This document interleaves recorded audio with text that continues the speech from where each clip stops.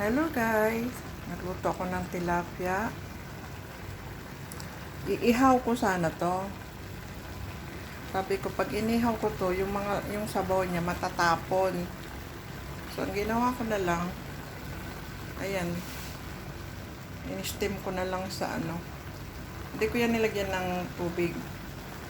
Yung katas ng kamatis, sibuyas, yan ang magpapaluto. So ngayon, ganyan lang siya. Dalawang tilapia lang yan, pero malalaki kasi siya. Ayan siya.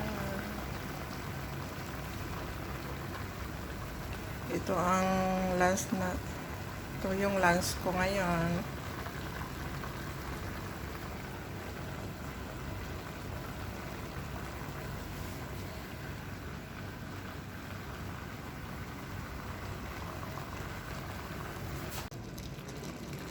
Luto na siya. Ayan, hindi ko yan sinabawan. Nilagyan ko lang siya ng mga kamatis, sibuyas, luya, chili, paminta. At yun lang ang ginamit ko. Wala akong nilagyan na sabaw. Parang inihaw ko siya sa foil.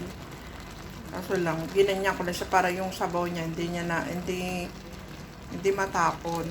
So, ayan, ang kinalabasan niya. So, that is pinangat na tilapia. Tawag ba nun? Pinangat.